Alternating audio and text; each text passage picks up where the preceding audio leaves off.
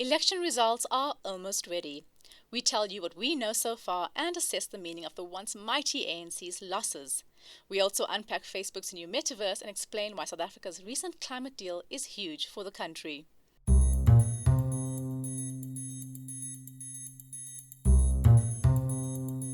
It's time for your weekly wrap of this week's top stories, brought to you by explain.co.za. Simple news summaries for busy people. Our take. South Africa stole the show on Tuesday at the Global Climate Talks, otherwise known as COP26, which is currently on the go in Glasgow. In a historic deal, our government announced that France, Germany, the UK, US and the EU have pledged 131 billion rand over the next 3 to 5 years to help us transition to a green economy in a socially responsible way. The money will take the form of grants, loans and investments. But why us and why now? Wealthy countries like the US and Australia grew largely by burning fossil fuels to power their economies over the past 100 years. This left the planet with its current carbon crisis. Developing countries like ours cannot afford to limit our economic growth by abruptly shifting to green energy.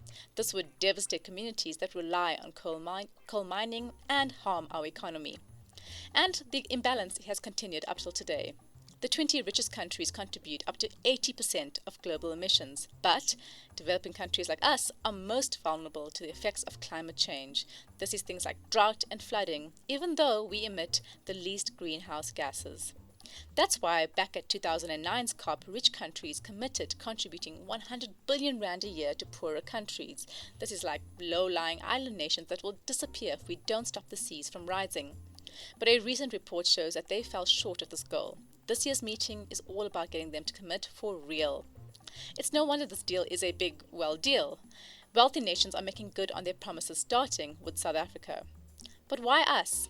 Emission statistics show that South Africa is the world's 12th biggest emitter of greenhouse gases. Thanks, Eskom. At the same time, investors in rich countries are looking to bankroll green projects that deliver the necessary carbon offsets. And so the match is made. We're starting from such a low base in South Africa that our climate transition story promises to be a success. Plus, we have great potential for solar, wind, and the oil of the future, green hydrogen. These natural assets, twinned with our industrialized economy and skills, make us super attractive to investors. Now, it's just up to us to watch that all that money gets spent responsibly.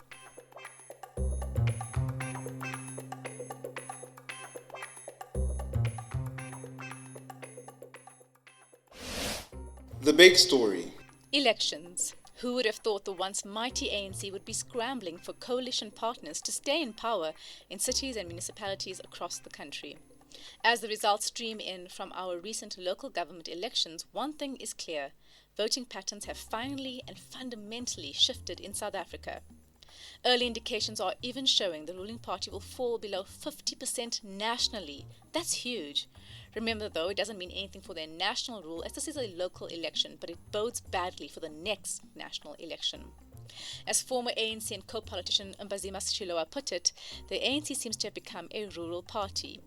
After the shock of losing their majority in 3 metros in the last government election, the party has lost control of even more local areas and cities, including Durban, aka eThekwini. The final results will be released later today or tomorrow, and we'll be picking over what it means for days to come, but here's what you need to know for now. Firstly, as predicted, top parties like the ANC, DA and EFF are losing steam while smaller parties are coming out on top. And a dance-off. Hell hasn't frozen over, we don't think, but the DA and ANC may be looking to partner in certain areas. Who would have thought it?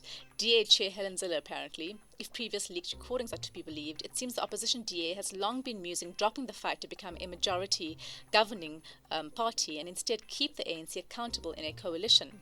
It's startling considering the enmity between the two parties historically, but it does make the most sense ideologically. They're both largely central parties, and both would struggle to make common ground with the third biggest party, the radical left-leaning EFF.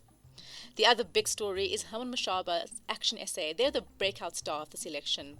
Mashaba wants to reclaim his title as Johannesburg mayor, and with 16% of the vote in the key cities so far, he'll definitely be a kingmaker at the very least.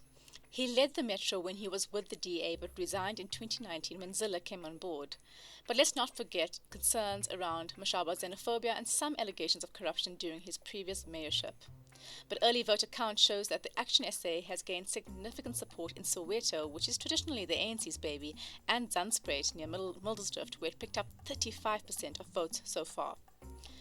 Lastly, in the election news you need to know, there was a super low voter turnout this year. This was the first time in the history of South Africa's democracy that only just over 26% of the population decided to come out to vote. This is compared to 57% in the local government elections in 2016. The IEC also came under fire for some mishaps, but it was still a free and fair election.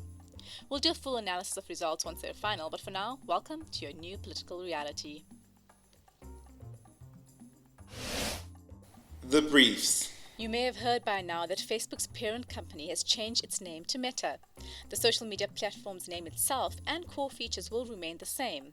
But in a video seemingly straight out of an episode of the dystopian science fiction series Black Mirror, socially awkward CEO Mark Zuckerberg explained that it will take social media interaction to a whole other level, or as they call it, the metaverse. We were here for the social media reactions to the strangely unappealing fantasy world depicted in the video. But it's the dream they're building towards over the next decade and plowing billions of dollars into. Augmented reality and virtual reality will be some of the newly integrated features on Facebook and across your devices. The plan is for you to seamlessly remotely interact and play games with people and in spaces in real time. Remember the augmented reality game Pokemon Go, which had everyone running around trying to capture Pokemons on their phones? It's a little bit like that, but much more sophisticated. The rebranding comes on the back of the Facebook leaks we told you about previously. A whistleblower revealed that some of Facebook's practices actively aids authoritarian governments and allows hate speech, among other explosive reveals. In related news, you know how Facebook is insanely good at suggesting people to tag in your photos? Well, following quote-unquote societal concerns, the company announced this week that it will be scrapping its facial recognition feature on Facebook, and this will wipe off more than 1 billion people's individual facial recognition templates. But the company is on a roll with other products like the recently launched Ray-Ban smart glasses that can snap images and send them to your phone like something straight out of a spy movie. This also raised privacy concerns, unsurprisingly. Look, tech isn't bad in and of itself. It's what we do with it and how we regulate it that matters. And having Zuckerberg make such a play to dominate the next frontier of our digital lives, given his spotty ethics record, is dangerous. As one expert put it, we let Facebook rule the world of social media. We shouldn't let them rule the metaverse. Monday was undoubtedly an eventful day, but amid all the glitches, the rain and the protests at the elections, a lot happened with the Democratic Alliance, our official opposition, so we thought they deserved their own election wrap. Firstly, what's an election without some drama? Video footage showed a security guard forcefully pulling Helen Zille out of a voting station in Bethelsdorp after ANC observers accused her of canvassing voters who were queuing up to vote. She claimed she was simply asking people to wait in the queue, cast their vote, and then leave. She alleged people had been waiting for hours and then blamed the IEC for the delays. She opened a case of assault against the security guard. In other DA news, John Steenhuisen, as the party's leader, would have to bear the brunt of the party's losses. Early projections show that the party is losing ground in councils across the country and nationally. Instead of taking these losses gracefully, the leader has instead shrugged it off and, in true Steenhuisen style, opted to blame the party's former leader, Mmusi Maimane, who resigned a whole 2 years ago. Maimane has moved on, but the DA is clutching onto him like a spiteful ex. A quick recap. Maimane was effectively forced to resign after a 2019 internal report by former DA leaders laid the blame at his door for the party's drop in support after that election. The big question is whether Steenhuisen will face the same consequences after this election. And finally, the DA secured all wards in Phoenix, Durban, where those super contentious posters were put up. Now for a COVID update. Teenagers will not let COVID-19 rule their lives anymore. Ever since the Department of Health announced 3 weeks ago that children aged 12 to 17 can get vaccinated, nearly 170,000 teenagers have been vaccinated. They've totally put older generations to shame with their enthusiasm and, we hope, disregard for fake news. They're helping South Africa increase our vaccine uptake. So far, over 22 million vaccines have been administered in the country, bringing us ever closer to our goal of herd immunity. Women are still in the majority of people getting vaxxed, so teens and ladies, let's get the older men going. We really do want December back this year. Also, if your fear of needles is stopping you from getting the COVID-19 vaccine, keep calm and think science. South Africa is currently running trials to administer the vaccine orally. The vaccine, Orovax, was developed by US pharmaceutical company Oromed Pharmaceuticals. The South African Health and Regulatory Authority gave the company the go-ahead to run the first phase of the trial last week, according to reports. It's being conducted on 24 volunteers in Johannesburg, with results projected to be released by mid-2022. Why was South Africa selected to run this trial? Well, according to Oromed CEO Nadav Kidron, South Africa was undervalued by international companies yet offered great potential. We agree with him there. We could also possibly see vaccine skin patches on the market soon. Scientists say they would be more accessible because they are self-administered and don't need to be stored in cold temperatures.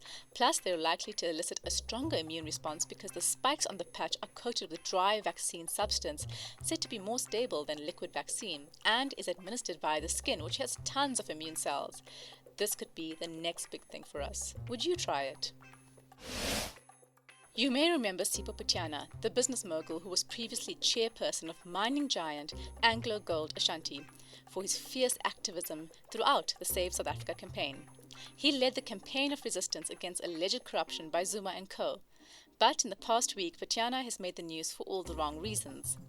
In the past week, it emerged that his resignation as chair of the mining company was related to an investigation that allegedly found him guilty of inappropriate behavior towards a senior executive at the company. Among many accusations, Putyana is accused of inappropriate behavior such as inviting the executive to meetings at cozy restaurants only attended by the two of them, inviting her to a meeting to his hotel room in New York, and holding her hand and declaring his love for her. Putyana resigned as chairperson in December 2020, a day before the independent investigation commissioned by the company found against him on the allegations of sexual harassment, which he denies. More recently, Putyana has decided to take the country's banking authority to court for what he calls a weaponization of these allegations, which he says scuppered his bid to become chair of ABSA. It's pretty complicated, but basically, he claims the bank's former CEO, Maria Ramos, who is now chair at Anglo Gold Ashanti, told the South African Reserve Bank's Prudential Authority about the investigation findings against him. Now, this authority regulates local banks, and Putyana claims this led to him being sidelined from the ABSA chair gig. It's worth noting that ABSA conducted its own investigation into the sexual harassment claims and found the Anglo Gold Ashanti investigation, quote, did not take into account all the relevant evidence, and that its author failed to obtain corroborating evidence from independent sources, end quote. You'll be seeing a lot about this in the business news, and yes, it's pretty messy. If you had to fill fuel in the past 2 days, you may have been startled by the extra money you had to fork out. That's because the price of petrol increased by a staggering R1.21 per litre, while the price of diesel increased by R1.48. The price of illuminating paraffin also increased by R1.45 per litre. Fuel prices are usually determined by international oil prices and the rand to dollar exchange rate, so we can't really blame anyone for this one. But, as Business Insider reported, at least 32% of this will go towards various taxes, including general fuel levy and road accident fund. So much for that road trip you had planned. Declared a state of emergency. Now, remember, about a year ago, we told you about a shock development in Ethiopia.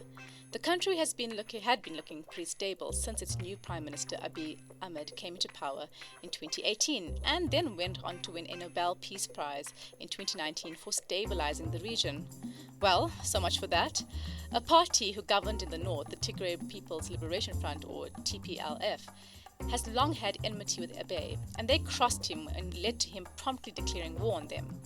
As we said back then, it would be a bit like President Cyril Ramaphosa sending the army to the Western Cape to take out the DA. Now, the conflict has dragged on for a full year and left thousands dead, displaced more than 2 million people from their homes, fueled famine, and given rise to a wave of atrocities. The latest news is that the TPLF has now advanced in the capital of Addis Ababa. In response, Abiy's government has declared a 6-month state of emergency on Tuesday, and frighteningly, it has urged citizens to take up arms to defend themselves and protect the capital. Now, the Tigray forces say they want Ethiopia's government to lift a harmful months-long blockade on their region of around 6 million people with no access to basic services, food, and medical supplies. As CNN puts it, Abiy is presiding over a protracted civil war that by many accounts bears the hallmarks of genocide and has the potential to destabilize the wider Horn of Africa region. It's a terrible turn of events for what was starting to look like an African success story. Investing in financial education is such a complicated topic. No one wants to sit through an hour-long seminar on investing or read long-form articles about the best way to save your money. It's a boring topic, but it's also quite an important life skill to have, so trust millennials to turn something as dry as investing into something fun and interesting. Introducing FinTalk, Financial TikTok, and Stock Talk with Finfluencers, otherwise known as financial influencers. They're creating short videos with quick finance tips on how to invest, where to invest, and how to better manage your money. The videos are less than 3 minutes long, which is great for quick consumption and instant gratification. But look, while it's an accessible way of getting free advice, there has been some concern over the validity of some of the information. So as usual, don't trust everything you see on the internet. Do your own research and seek advice if you're very serious about investing. Remember, it is actually a bit of a gamble.